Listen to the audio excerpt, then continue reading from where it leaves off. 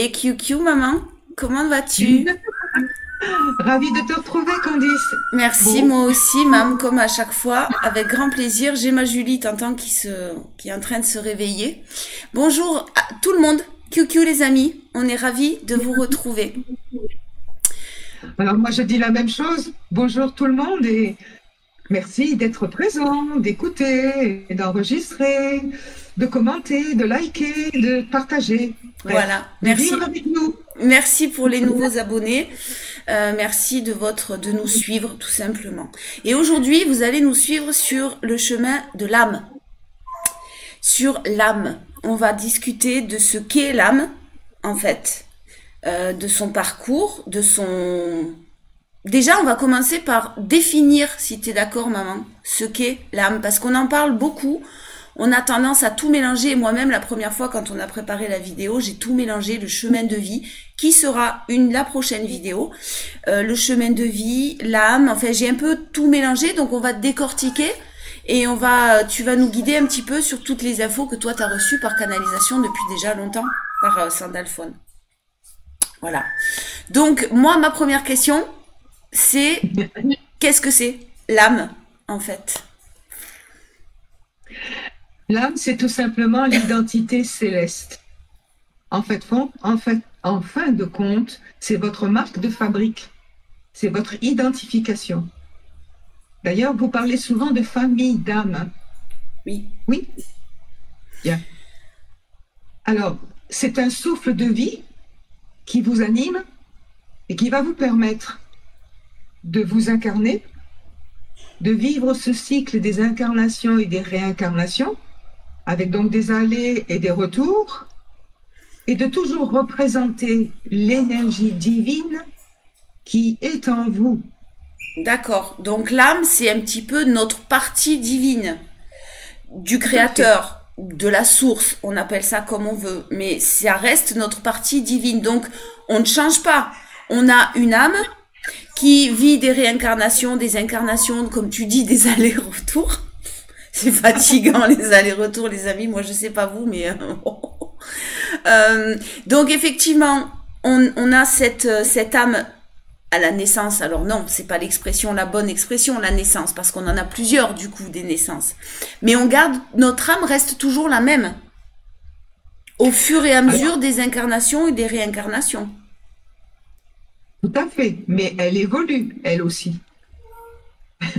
Heureusement. Alors, c'est une sorte de création. C'est pas une naissance. C'est une naissance pour vous, au monde dans lequel vous allez vous incarner. Mais l'âme elle-même, c'est une sorte de création divine. Voilà pourquoi elle est tout à fait, pour vous, quelque part inaccessible. Vous ne parlez pas avec votre âme. Et moi, je croyais. Hein.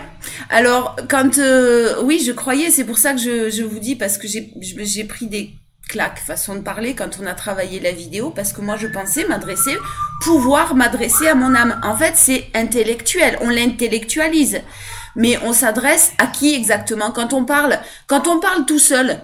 Quand on a des conversations tout seul entre nous et nous-mêmes, dans le sens où on se pose des questions, on a parfois des réponses qui arrivent le lendemain ou par des rêves ou comme nous en canalisation parce qu'on peut le faire. On a travaillé pour le faire en tout cas. On s'adresse à qui exactement? On s'adresse à son esprit. Mais pas l'esprit comme nous on l'entend. Vous parlez d'esprit, mais en fin de compte, c'est le mental que vous devriez, c'est le terme de mental que vous devriez utiliser.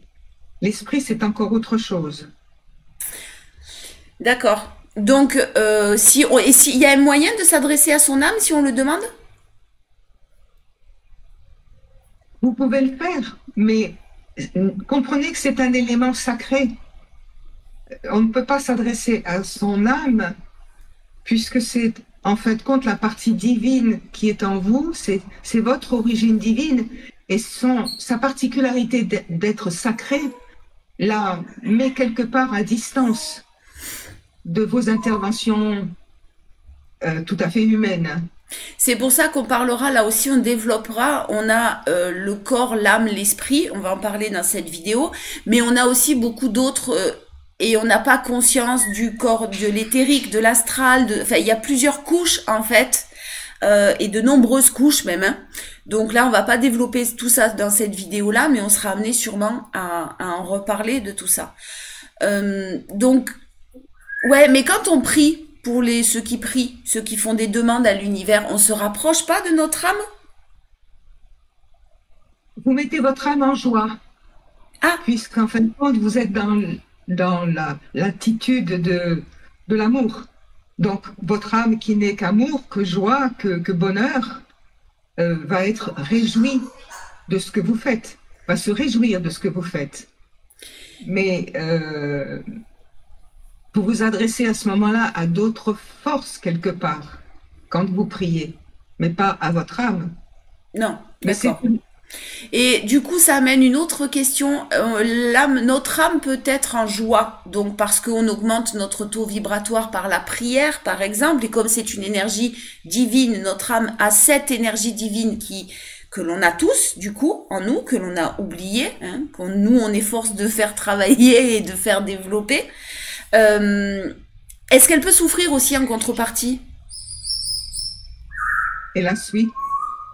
Quand l'être incarné ne se dirige pas dans son chemin de vie comme il le devrait, quand il rencontre beaucoup d'obstacles et qu'il souffre des obstacles rencontrés et qu'il ne trouve pas sa place dans son chemin de vie, dans son incarnation, l'âme est en souffrance. Et comme elle est en souffrance, elle va faire tout pour essayer de ramener la personne à retrouver son axe, le bon axe qu'elle doit prendre dans son incarnation pour s'épanouir, pour se développer. Elle va nous faire vivre des épreuves, du coup, pour nous faire dire qu'on n'est pas sur la bonne voie. Elle va nous mettre, comment elle peut s'exprimer, du coup? Elle ne va pas nous faire vivre des épreuves, non, mais elle va faire tout son possible pour que chacun d'entre nous puisse retrouver le bon chemin. On va parler comme ça. Alors comment? Par un certain nombre de signes qui vous seront transmis par votre propre être de lumière. Par des rencontres, on en a parlé, qui sont favorables pour vous. Au hasard. Voilà. Donc, tout ça, c'est fait pour vous ramener là où vous devez vous rendre dans votre chemin d'incarnation. Donc l'âme, à ce moment-là, oui, peut souffrir. Mais ça fait partie de ce qu'elle a elle aussi à vivre quelque part. Mais elle sera toujours là de toute façon pour vous accompagner aussi, puisque c'est votre partie inaltérable, inaliénable. Et je répète, sacrée. Elle a une mission, elle aussi, celle de nous amener sur le droit chemin quelque part. C'est de tout faire pour vous conduire dans votre incarnation avec réussite. C'est-à-dire que le chemin de vie que vous aviez décidé quelque part ou qui était celui que vous deviez prendre au départ soit réalisé. Et là, à ce moment-là, bravo. Alors, une question. On choisit à la naissance, à ce qui paraît... Moi, je m'en veux parce que je me dis c'est pas possible d'avoir choisi cette incarnation-là avec ces épreuves. Je rigole bien sûr en disant ça. Je veux tout régler là, que ce soit fini, que je revienne pas, si vous m'entendez. Elle a donc une âme va choisir de naître dans telle ou telle famille pour accomplir sa mission d'âme. Et comment ça se passe? Il y a des... Je crois que tu as un commentaire à nous faire là-dessus. Toi, tu as vu ta descente, ton arrivée sur Terre, en fait. J'avais une mission qui était bien précise, que j'avais acceptée, que j'avais même demandé à réaliser. En fait, ma mission, c'était d'être... Oui, c'est comme ça. Oui. À chaque incarnation, nous avons une mission différente.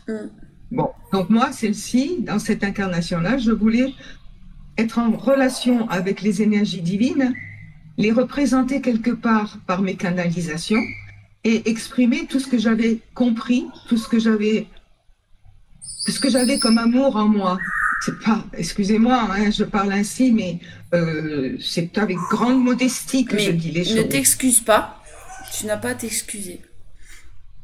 Donc, ça avait été accordé, parce qu'attention, on ne fait pas les choses qu'on voudrait absolument faire tout le temps, hein. On nous dirige un petit peu à faire plutôt ceci plutôt que cela, parce qu'on n'a pas compris ceci ou cela dans les incarnations précédentes. Bon, moi je descends, je me vois descendre, alors l'anecdote, je vous la raconte. Je me vois descendre et je ne suis pas la seule à descendre. Il y a beaucoup d'âmes comme moi qui viennent s'incarner en même temps que moi. Et je pars avec enthousiasme, parce que ma mission, je la trouvais tellement belle. Et comme elle était en plus de ça acceptée par le Créateur, je me sentais forte, très heureuse de pouvoir l'accomplir. Et au fur et à mesure que je descendais sur le plan terrestre, je vivais la souffrance qui existait sur le plan terrestre. Et j'avais un sentiment de peur, et peut-être pas d'angoisse, mais un sentiment de grande peine. En attendant, je suis là. Est-ce que les êtres de lumière, ils nous accompagnent, ils accompagnent l'âme pour une naissance? Parce qu'on va voir pour après notre décès, enfin physique, hein, parce que l'âme, elle ne meurt jamais. On va voir ce qui se passe après. Mais est-ce qu'ils nous accompagnent, eux, les êtres de lumière, dans cet moment de descente, justement? Parce que, effectivement, ce sentiment de peur, là, j'ai des frissons, j'imagine très bien l'angoisse, la peur de se dire, mais qu'est-ce que je fais là, en fait? Parce que ma mission de vie, déjà, quand je ressens tout ce qu'il y a autour, comment je vais pouvoir, mon chemin d'âme, comment il va pouvoir être réalisable? Donc, effectivement, j'imagine bien la peur et l'angoisse. Oui, alors pour que cette peur et cette angoisse se dissipent et que l'âme s'incarne vraiment et aille jusqu'au bout de son incarnation et puisse ensuite accomplir sa mission d'âme, les êtres de lumière accompagnent l'âme et leur apportent toute la force dont elles ont besoin. Et surtout, l'entourent toujours de leur propre force d'amour et de leur propre force divine, de façon à ce que l'âme soit rassurée et qu'elle ait un quota important de puissance et de force. D'accord. Ouais, ils sont toujours là, en fait, de toute façon, hein. Enfin, on se rend compte qu'ils sont toujours là et que l'âme, effectivement, notre âme, notre partie céleste, est là, bien sûr, elle aussi, mais sans que réellement on s'en rende compte. À part quand on arrive à vraiment se centrer sur le divin, hein, on peut pas dire ça autrement, la source. Enfin, moi, je dis ça, j'appelle ça le créateur, mais sinon, ouais, c'est... Et quand elle s'en va, quand on part, qu'est-ce qui se passe? Tu viens de dire justement que nos frères du ciel, les êtres de lumière, puisqu'ils aiment bien être appelés êtres de lumière, maintenant ils acceptent aussi le nom de guide. Alors en parlant de guide, j'ai eu quelques commentaires. Chaque personne n'a qu'un guide. Et quand on entend dire mes guides m'ont dit que, non, ce n'est pas possible. Un seul guide par élève. Alors le mot élève, il faut le comprendre, on en a parlé, je pense. Oui. C'est simplement pour eux leur mission de guide, de conseil, d'accompagnateur, comme le ferait l'instituteur quand il est devant ses élèves. Voilà. Oui, mais l'instituteur est là pour que les élèves évoluent, donc c'est le terme, il est juste, il faut pas le prendre d'une manière péjorative, je comprends. Alors pour répondre à ta question, nos frères sont donc là tout le temps, y compris à notre départ. Et oui.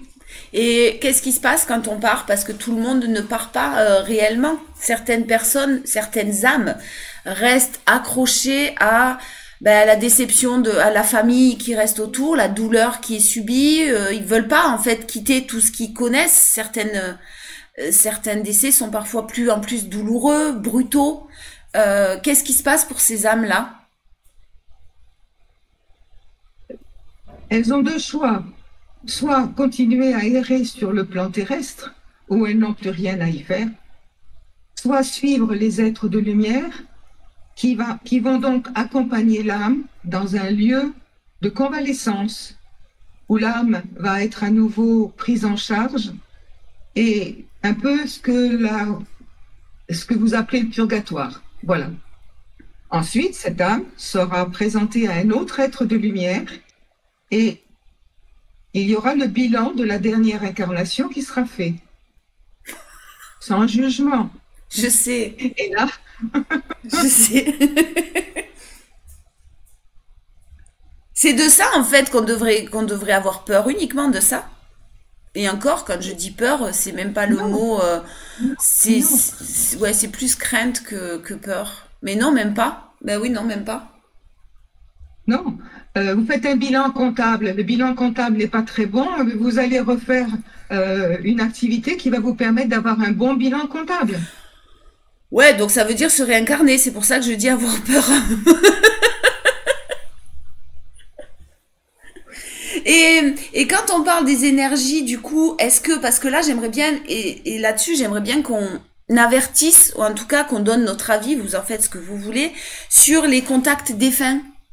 Les personnes qui veulent souhaiter, je comprends tout à fait, mais attention au fait de vouloir absolument dialoguer avec un défunt qui vient de partir ou quelque chose comme ça. Il y a un certain laps de temps. Euh, Donne-moi l'anecdote dont tu m'as parlé pour une personne à qui tu devais rendre service, à qui tu devais faire un travail là-dessus.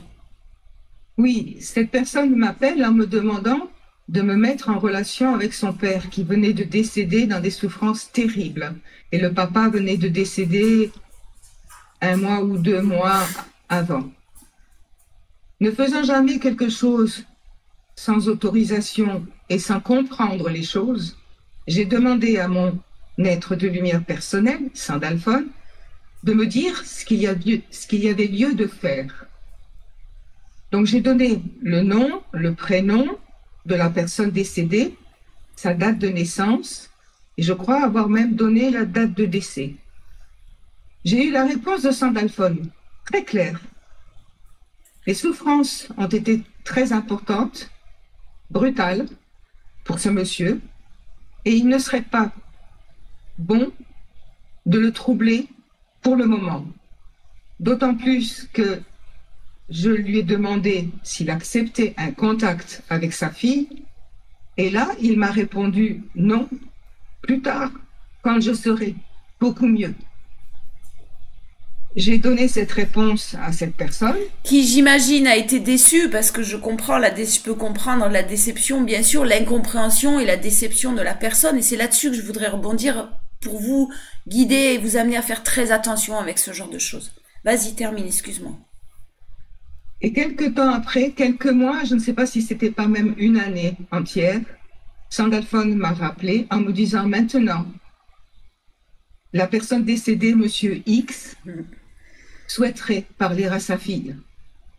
Donc j'ai canalisé le message que j'ai transmis bien sûr à sa fille. Voilà une anecdote parmi d'autres. Oui, parmi d'autres, mais ça montre bien qu'il y a besoin parfois, et quand on est dans la peine, dans la tristesse, c'est pas forcément toujours les bons moments, et ça, on a du mal à le comprendre quand on est dans cette situation-là. Donc, je voulais juste que les personnes se méfient de tous les contacts défunts qu'on voit, etc.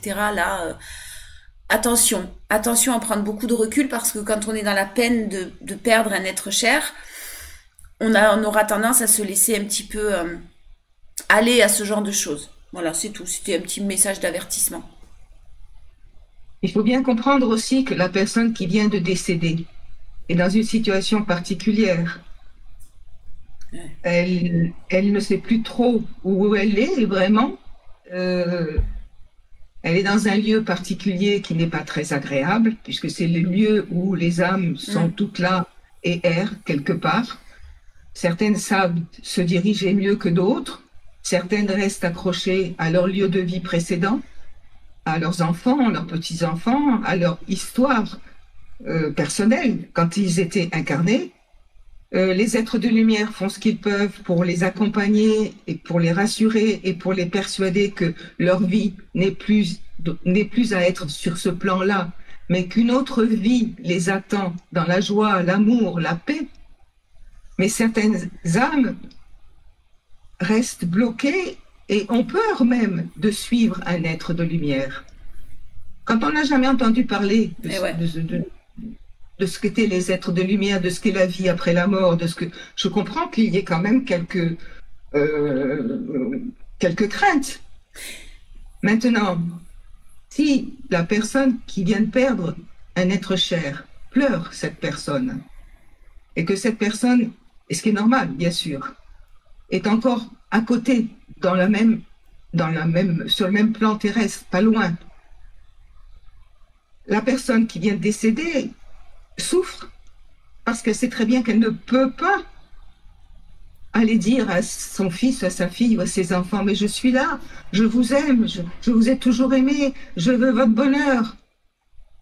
Donc, en fait, elle alimente elle reste et elle alimente elle-même cette personne, son mal-être et son désespoir, parce que ça doit être atroce à vivre. C'est des souffrances continuelles, j'imagine.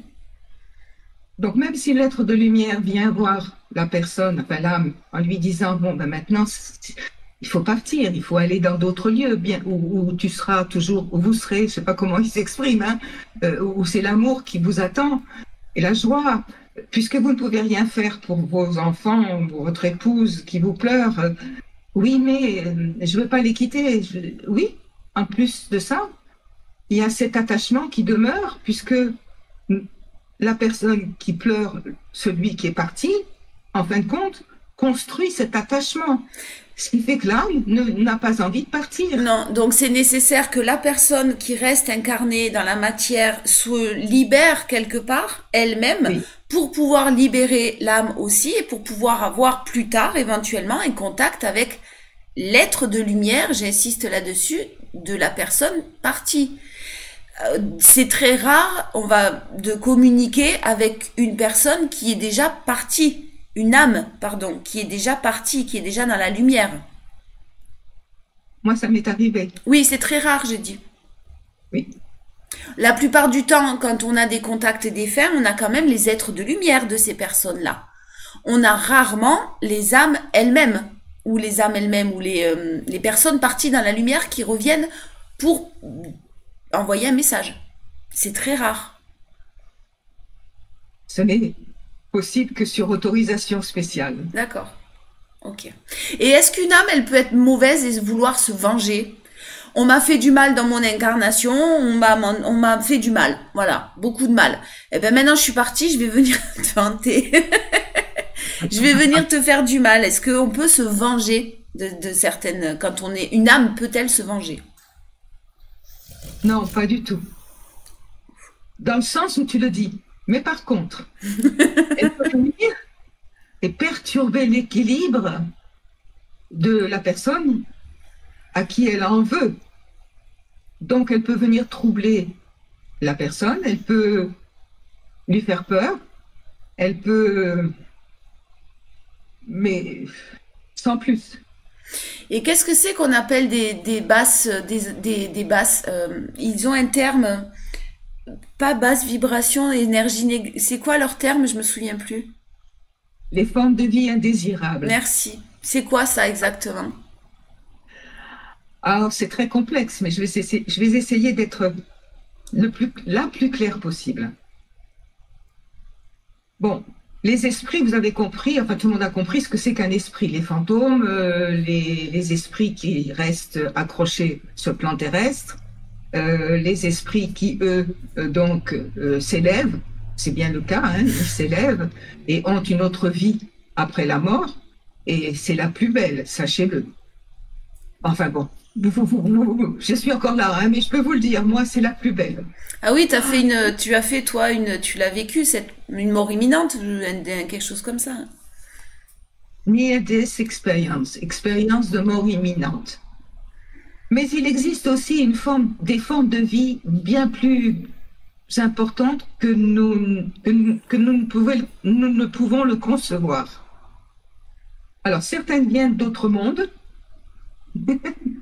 Certaines, les personnes qui peuvent les voir d'ailleurs sont toutes bien souvent troublées parce que leurs formes et leurs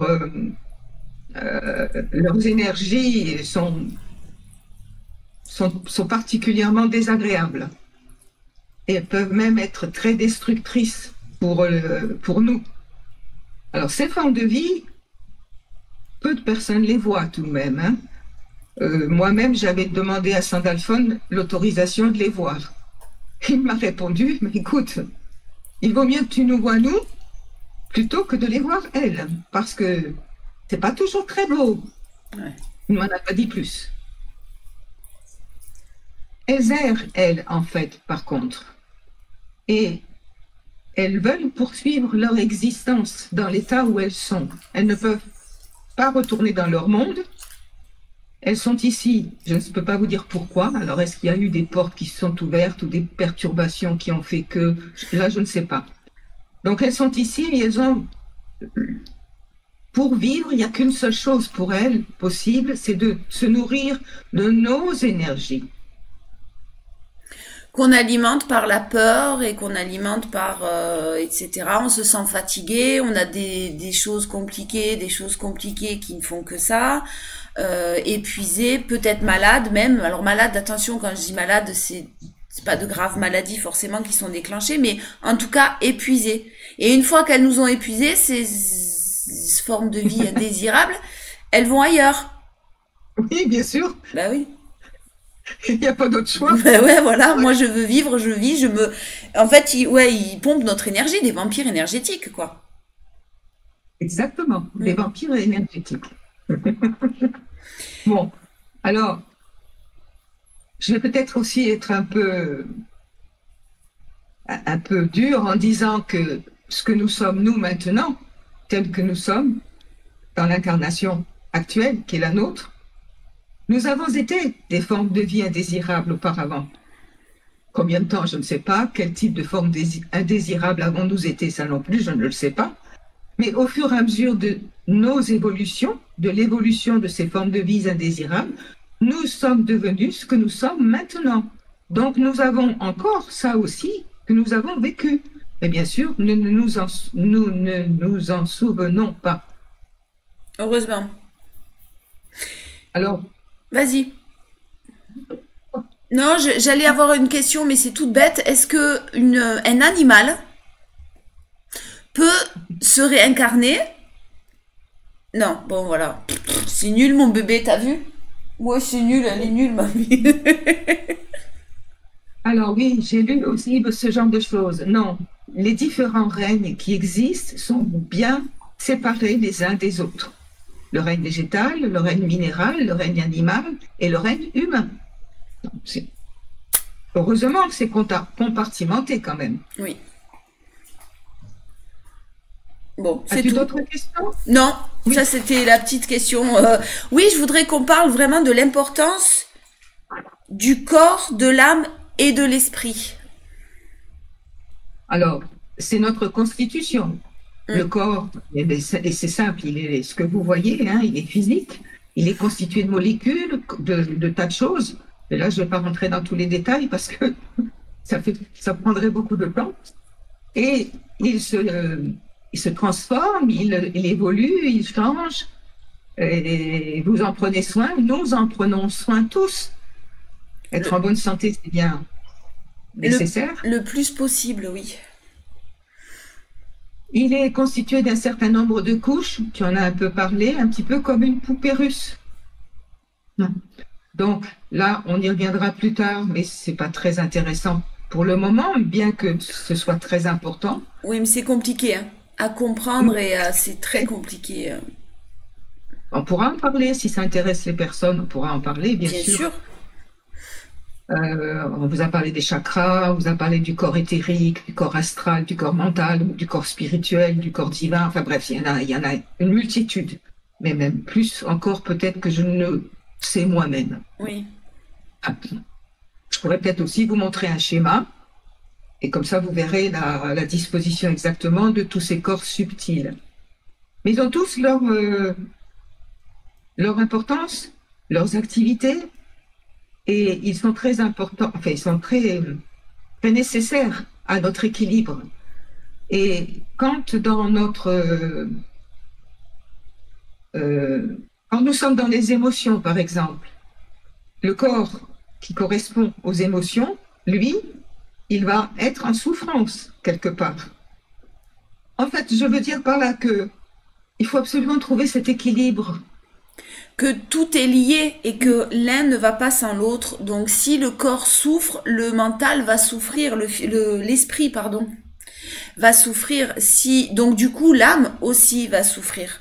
On est tous vraiment liés. En fait, ces trois corps, l'âme, l'esprit et le corps, sont liés intrinsèquement. On ne peut pas les différencier, on ne peut pas les départager.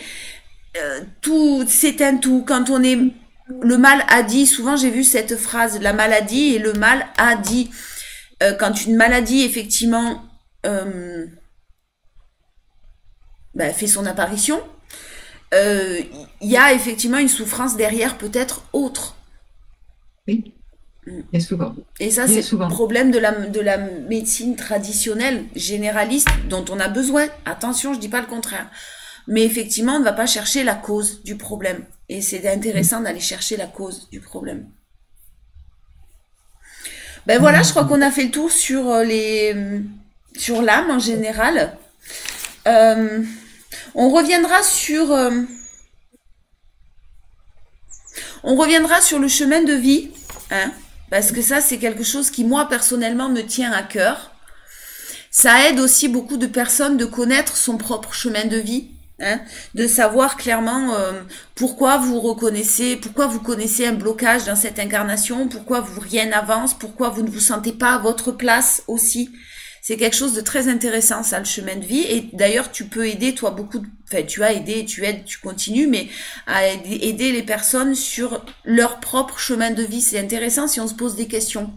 Qu'est-ce que je fais là? Pourquoi je suis là? Pourquoi je trouve pas ma place? Pourquoi je m'épanouis pas professionnellement alors que j'ai les capacités? Pourquoi je dois vivre ça, cette épreuve et cette épreuve? Voilà, c'est pourquoi là, c'est vrai que toi tu peux y répondre en canalisant l'être de lumière directement de la personne concernée et en lui développant le chemin de vie. Donc ça, on y reviendra là-dessus, mais je trouve que c'est vraiment très intéressant à comprendre. Ça déclenche pas mal de choses de comprendre tout ça parce que ça aide sur notre propre développement de tous les jours. Tu as tout à fait raison. En ayant les connaissances basiques nécessaires pour comprendre qui nous sommes, d'où nous venons, où nous repartons, quelle est notre constitution, quels sont les effets des différentes pensées que nous pouvons avoir, que nous nourrissons, quels sont les effets des différents choix que nous faisons, qui ne sont pas les bons choix Pas pour toujours, nous. pas toujours. Pas toujours. Et Parfois. dans lesquels, bien souvent, nous nous obstinons à demeurer. Hein. Je crois que nous sommes très têtus, hein, les uns les autres, très obstinés et têtus. Mais c'est difficile de se remettre en question. D'abord, c'est difficile de se remettre en question. Et puis, le fait de générer, on peut avoir vécu des traumas dans l'enfance. Alors, sans parler de trauma, d'aller jusque-là, mais du coup, on a une certitude. On apporte à nous, en vibrant cette certitude, le même genre de situation. Et on se dit, à un moment donné, cette forme pensée devient une croyance limitante. Et si cette croyance limitante, elle est ancrée depuis l'enfance ou depuis très longtemps, effectivement, c'est très compliqué de s'en sortir. Donc, on va répéter, comme tu dis, une fois, 2 fois, 3 fois, 10 fois la même erreur, jusqu'au moment où on soit complètement à terre, hein, la plupart du temps, pour se dire, bon, là, quand même, le problème, il vient peut-être pas tout le temps des autres. Peut-être que le problème, il vient de moi. Et ça, c'est compliqué à faire, je pense. De se dire que nous sommes responsables, parfois. Souvent. Maîtriser le mental, ça passe aussi par une sorte de libération. Oui. En le maîtrisant et en lui disant à un moment donné, bon, arrête, tu me racontes toujours la même histoire. Je le sais, ça. Bon, moi, maintenant, je ne veux plus en entendre parler. J'ai fait ça pendant des années pour arriver à le maîtriser, ce mental. Je sais. Et encore, de temps en temps, quand j'ai des difficultés, quand j'ai des inquiétudes particulières ou quand je me retrouve devant moi-même un obstacle, pouf! Le mental, mais moi, c'est pareil. On sait pourtant comment le faire, comment gérer, comment...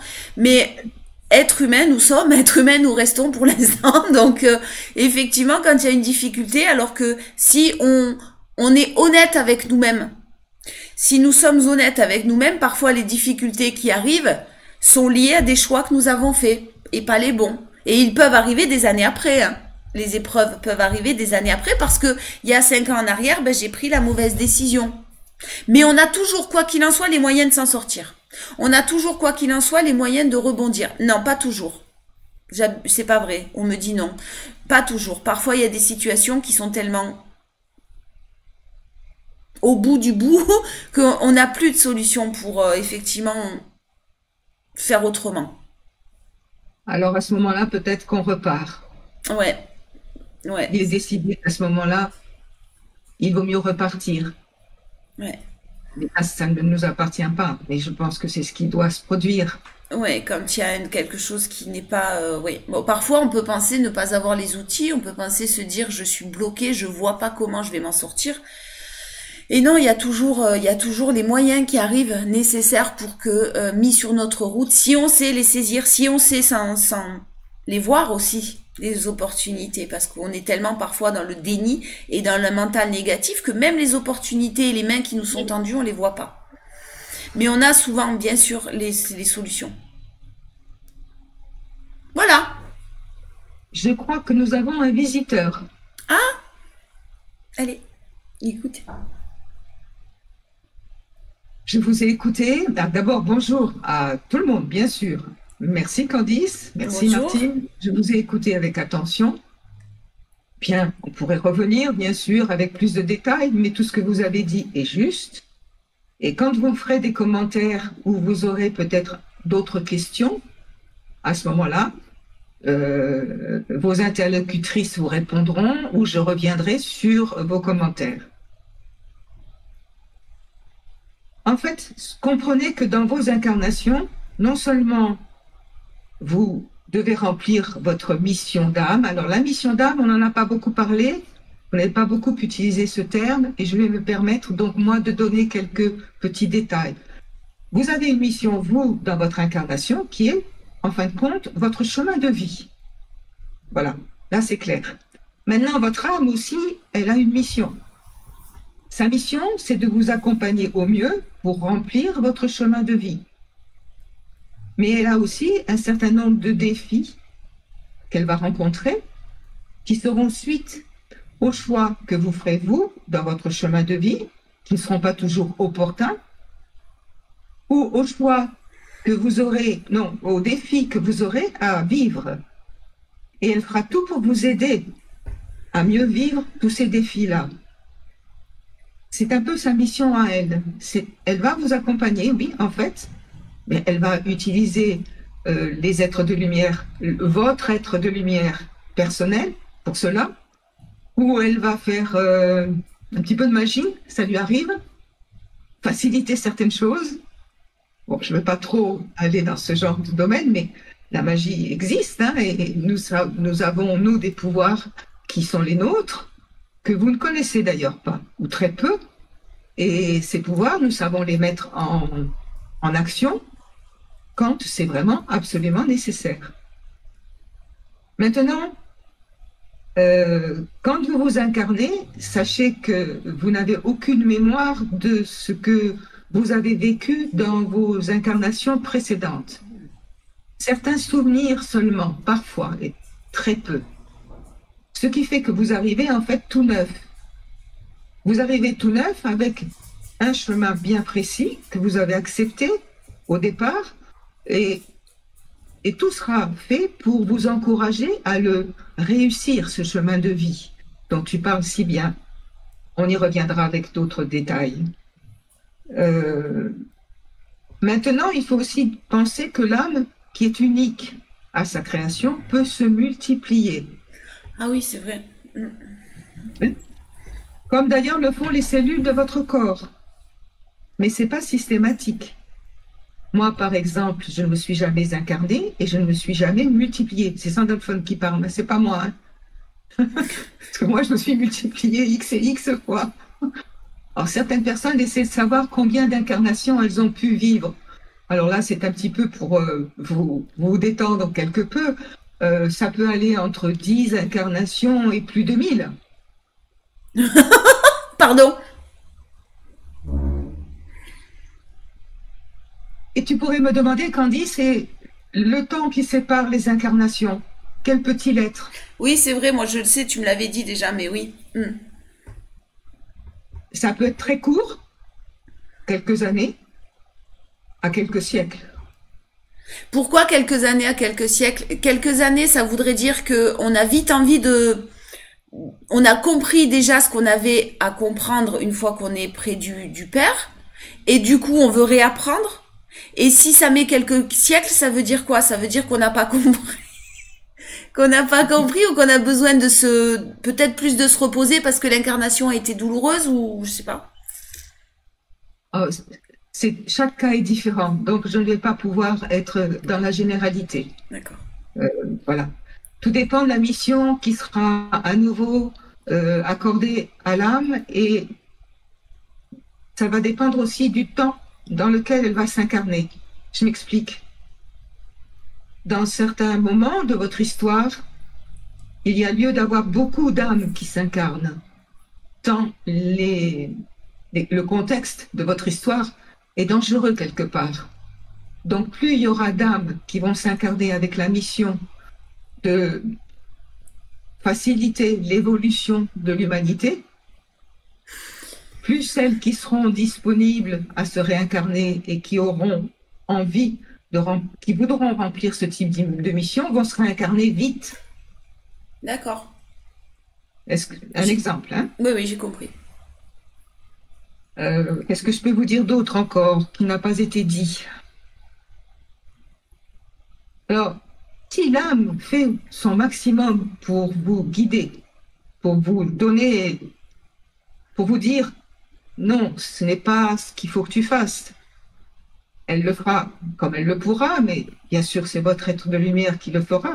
Mais il y a aussi, pour vous, la nécessité de comprendre qu'il faut que vous soyez à l'écoute de tous ces signes. C'est un peu écouter votre âme aussi quelque part. Donc c'est très important de comprendre qu'elle existe, ça c'est certain, ça c'est sûr, mais qu'elle est aussi là pour vous accompagner, vous aider par l'intermédiaire de votre être de lumière. Donc faites ce que vous pouvez faire pour être en contact avec votre être de lumière. On vous en a donné les moyens, vous avez un petit texte à lire, vous avez aussi la capacité de vous centrer. Je crois que vous pouvez demander à Candice ou à Martine d'autres façons possibles d'être en contact avec votre être de lumière. Essayez de vous extraire le plus possible de cette matière dans laquelle vous êtes englué. Prenez du temps pour vous. Il fait très beau aujourd'hui, allez vous promener, si vous le pouvez, bien sûr. Écoutez de la belle musique, allez cultiver votre jardin si vous en avez un, allez voir une amie que vous n'avez pas vue depuis longtemps, ou le papé qui est tout seul et qui serait bien content d'avoir de la visite. Enfin bref, soyez dans la joie, dans l'amour, la paix, la sérénité, et faites en sorte que ces éléments-là vous habitent d'une manière tellement importante que chaque jour, vous vous conditionnerez de vous-même à vivre dans la joie, la paix, la sérénité, l'amour. Voilà ce que je pouvais vous dire. Et plus vous serez ainsi dans cette paix, dans cette joie, dans cet amour, plus et mieux vous pourrez recevoir les messages de votre guide, et plus vous participerez à la réunification du ciel et de la terre, c'est certain, mais aussi plus vous contribuerez à aider l'humanité à sortir de cette emprise terrible qu'elle est en train de vivre. Vous voyez, j'ai failli. Martine, tu as entendu le mot diabolique. Je ne l'ai pas dit, mais c'est une emprise, quoi qu'il en soit. Et elle est d'une telle importance que vous-même qui êtes dans la lumière, puisque c'est celle qui vous habite toujours et c'est celle que vous cultivez, je parle de vous deux en permanence, vous en êtes aussi impactés. Est-ce que vous pouvez me comprendre, mes chères sœurs et frères de la Terre? Oui. Est-ce que vous sont clairs, Candice? Oui, alors pour être plus simple, ces énergies, on va dire, négatives, je vais pas utiliser ce mot-là, j'aime pas. Les énergies vraiment lourdes et négatives sont aussi créées par les hommes. Nous en sommes, alors nous, quand je dis nous, l'être humain, hein, je dis pas toi, moi ou les personnes qui regardaient la vidéo, nous en sommes aussi, l'être humain en tout cas est responsable de ces énergies diaboliques. Elles ne seraient pas aussi fortes si nous-mêmes nous serions dans la joie, et le libre arbitre, il est vraiment de l'âme, de la naissance, de l'incarnation jusqu'à après, en fait. Et on est vraiment dans ce choix, voilà, d'alimenter les choses négatives ou l'amour. Oui. Et les personnes, comme je l'ai déjà dit, je l'ai fait écrire à Martine, qui feront le bon choix ne souffriront pas autant que celles qui n'ont pas fait le bon choix. Vous avez le choix, lumière ou ombre. Mm. Et Mais il a faites le toujours bon choix. existé ce choix quand on lit des livres, quand on lit des récits, quand on se renseigne sur toute l'histoire de l'humanité, en fait, ils ont toujours existé, ça a toujours été de toute façon, oui, l'équilibre. Hein. À nous de choisir l'équilibre dans lequel nous souhaitons vivre et être. Mais là, on arrive à un point de non-retour, de toute façon, on le sait. Oui, oui, mais cultivez l'espoir toujours, hein. C'est ce que Attention. j'allais dire. J'ai pas dit que c'était impossible de changer ça. J'ai dit qu'on arrivait quand même à un point de non-retour où on ne peut plus se permettre de cultiver et de se laisser faire. C'est vraiment le point de non-retour. Quand je dis ça, c'est que c'est à nous maintenant de reprendre notre pouvoir divin, notre pouvoir créateur et notre pouvoir tout court, en fait. Voilà. C'est de ça dont je parle quand je parle de non-retour, oui. Candice, tu as très bien parlé de ces trois compositions, corps, âme, esprit. Nous y reviendrons. Je vais juste terminer par une petite explication concernant l'esprit. Ça va vous aider un petit peu à savoir ce que c'est que l'esprit. L'esprit, en fin de compte, c'est votre disque dur, un peu comme l'ordinateur. Votre disque dur à vous. Mais je reviendrai sur ces explications. Corps, âme, esprit. Et équilibrer ces trois parties qui sont votre constitution, et vous serez des êtres merveilleux, pas seulement pour vous-même, mais pour la planète entière. Et pour toutes les planètes de la galaxie qui ne demandent qu'à vous voir évoluer, grandir et être enfin dans l'amour. Merci Sandalphone, on a tendance à oublier que l'être humain est capable, on sait qu'il est capable du pire, mais on a tendance à oublier qu'il est capable aussi du meilleur. Et ça, on va garder ça en tête, vraiment. Merci beaucoup pour ta présence Sandalphone. Mam, merci bien sûr hein, à toi. Jazz vous fait un gros bisou de loin. Moi, je vous embrasse tous très très fort. Maman, on se revoit de toute façon très bientôt. Je remets toutes tes descriptions en barre d'infos. Et puis, on se revoit la semaine prochaine pour le chemin de vie. Oui. Je te fais des gros bisous. Je vous fais tous, à toutes, à tous... voilà, ça y est, fatiguée. À toutes et à tous. Des gros gros bisous. À bientôt, vous toutes et tous aussi. Ciao. Merci. Ciao, mam, des bisous.